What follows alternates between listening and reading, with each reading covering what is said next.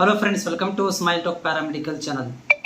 2026ನೇ ಸಾಲಿನಲ್ಲಿ ನೀವೇನಾದರೂ BSc nursing ಕೋರ್ಸನ್ನು ಮಾಡಬೇಕು ಅಂತ ಬಯಸಿದ್ದಲ್ಲಿ, ನೀವು PUC ಸೈನ್ಸ್ ಕಂಪ್ಲೀಟ್ ಆಗಿದ್ದು ನೀವು BSc ನರ್ಸಿಂಗ್ ಮಾಡಬೇಕು ಅಂತ ಬಯಸಿದ್ದಲ್ಲಿ ನಮ್ಮ ಚಾನಲ್ ನಿಮಗೆ ಮುಂದೆ ಬರುವಂಥ ಕೌನ್ಸಿಲಿಂಗ್ ಪ್ರಕ್ರಿಯೆ ಬಗ್ಗೆ ಮಾಹಿತಿಯನ್ನು ಕೊಡಲಾಗುತ್ತೆ. ಅದರ ಜೊತೆಗೆ ನಿಮ್ಮಲ್ಲಿ ಏನಾದರೂ ಡೌಟ್ಗಳಿದ್ದಲ್ಲಿ ಪ್ರತಿ ಸಂಜೆ 4:15 ನಂತರ ಲೈವ್ ಅಲ್ಲಿ ಬಂದು ನಿಮ್ಮ ಡೌಟ್ಗಳನ್ನು ಕ್ಲಿಯರ್ ಮಾಡುವಂಥ ಕೆಲಸವನ್ನು ಸ್ಮೈಲ್ ಟಾಕ್ ಪ್ಯಾರಾಮೆಡಿಕಲ್ ಚಾನಲ್ ಮಾಡುತ್ತದೆ. ಪ್ರತಿ ಸಂಜೆ 4:15 ನಂತರ ಲೈವ್ ಅಲ್ಲಿ ಬರ್ತೇವೆ.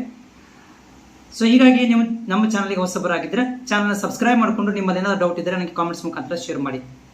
ಒಂದು ಪ್ರಶ್ನೆ ಕೇಳ್ತಾ ಇರೋದು, ಸಾಮಾನ್ಯವಾಗಿ ಯಾರು ನಮ್ಮ ಚಾನಲ್ಗೆ ಹೊಸಬರಿದ್ದೀರಿ ಅವ್ರಿಗೆ ಒಂದು ಮಾತು ಹೇಳಕ್ಕೆ ಬಯಸ್ತೀನಿ.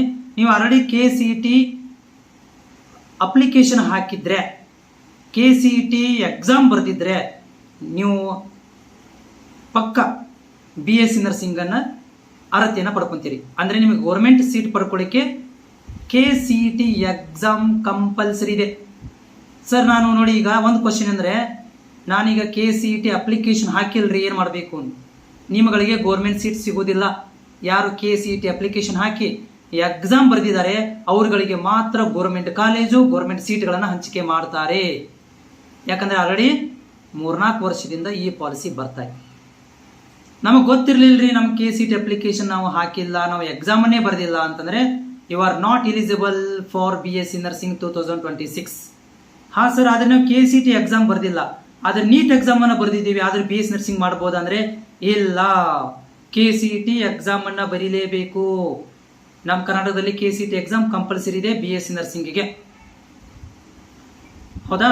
ಒಂದನೇದು, KCET ಎಕ್ಸಾಮ್ ಬರೆದವ್ರಿಗೆ ಮಾತ್ರ BSc ನರ್ಸಿಂಗ್ ಎಲಿಜಿಬಲ್ ಪಡ್ಕೊಂತೀರಾ. ಓಕೆನಾ? KCET ಎಕ್ಸಾಮ್ ಬರ್ದೇನಿ, ಹಾಗಾದ್ರೆ ಅಪ್ಲಿಕೇಶನ್ ಯಾವಾಗ ಬಿಡ್ತಾರೆ? ನಾ KCET physics, chemistry, biology, mathematics ಎಲ್ಲದಕ್ಕೂ ಎಕ್ಸಾಮ್ ಬರೆದ್ಬಿಟ್ಟಿದ್ದೀನಿ. ನಾನು ಇಂಜಿನಿಯರಿಂಗ್ ಎಕ್ಸಾಮ್ ಬರೆದಿದ್ದೆ, physics, chemistry, biology, mathematics 4 exam ಬರೆದಿದ್ದೆ. ಆದರೆ ನನ್ನ ತಲೆಯಲ್ಲಿ ನಾನು ಏನಿತ್ತಪ್ಪ ಅಂದ್ರೆ, ನನಗೆ BE ಮಾಡ್ಬೇಕಂತಿತ್ತು, ಆದರೆ ಇವಾಗ ನಾನು BSc ನರ್ಸಿಂಗ್ ಮಾಡ್ಬೇಕಂತಿದ್ದೀನಿ. ಇವಾಗ ಅಪ್ಲಿಕೇಶನ್ ಯಾವಾಗ ಬಿಡ್ತಾರಿ ಅಂತ ನೀವು ಕೇಳ್ಬೋದು.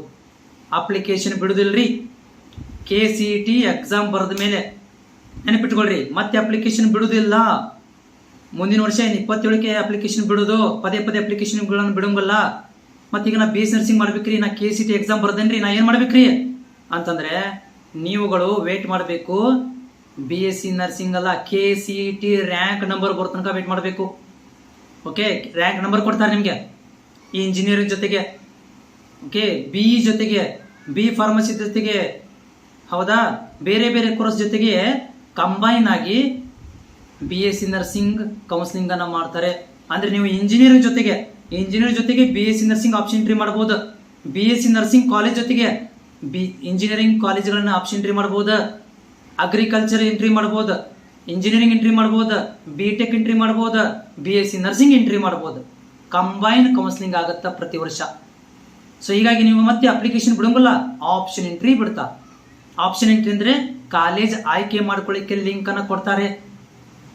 ಅಪ್ಲಿಕೇಶನ್ ಬಿಡೋಂಗಿಲ್ಲ, ನೆನಪಿಟ್ಕೋರಿ. ಪದೇ ಕೇಳಕ್ ಹೋಗ್ಬಿಡ್ರಿ. ಲೈವ್ ಅಲ್ಲಿ ಬಂದಾಗ ನಾನು KCET ಎಕ್ಸಾಮ್ ಬರ್ದೇನ್ರಿ, ಅಪ್ಲಿಕೇಶನ್ ಯಾವಾಗ ಬಿಡ್ತಾರ ಅಂತ ಕೇಳಕ್ ಹೋಗ್ಬಿಡ್ರಿ. ಅಪ್ಲಿಕೇಶನ್ ಬಿಡಂಗಲ್ಲ, ಆಪ್ಷನ್ ಎಂಟ್ರಿ ಬಿಡ್ತಾರ. ರ್ಯಾಂಕ್ ನಂಬರ್ಗಳನ್ನ ಕೊಡ್ತಾರ. ಆಪ್ಷನ್ ಎಂಟ್ರಿ ಕಾಲೇಜ್ಗಳನ್ನ ಆಯ್ಕೆ ಮಾಡ್ಕೊಳ್ಳಿಕ್ಕೆ, ಕೋರ್ಸ್ಗಳನ್ನ ಆಯ್ಕೆ ಮಾಡ್ಕೊಳ್ಳಿಕ್ಕೆ ಲಿಂಕ್ ಅನ್ನು ಕೊಡ್ತಾರೆ. ಕ್ಲಿಯರ್ ಆಗಿದೆಯಾ? ಮತ್ತೇನೋ ಡೌಟ್ ಇದ್ರೆ ಲೈವ್ ಅಲ್ಲಿ ಸಂಜೆ ಬರ್ತೇನೆ, ಅವಾಗ ಕೂಡ ಡೌಟ್ಸ್ ಗಳನ್ನ ಕೇಳಬಹುದು. ಜೊತೆಗೆ ನೀವು ಚಾನಲ್ ಸಬ್ಸ್ಕ್ರೈಬ್ ಮಾಡ್ಕೊಂಡ ಕಾಮೆಂಟ್ಸ್ ಬಾಕ್ಸ್ ಅಲ್ಲಿ ನಿಮ್ಮ ಡೌಟ್ಗಳನ್ನ ಶೇರ್ ಮಾಡ್ರಿ. ಓಕೆ, ನಮಸ್ಕಾರ.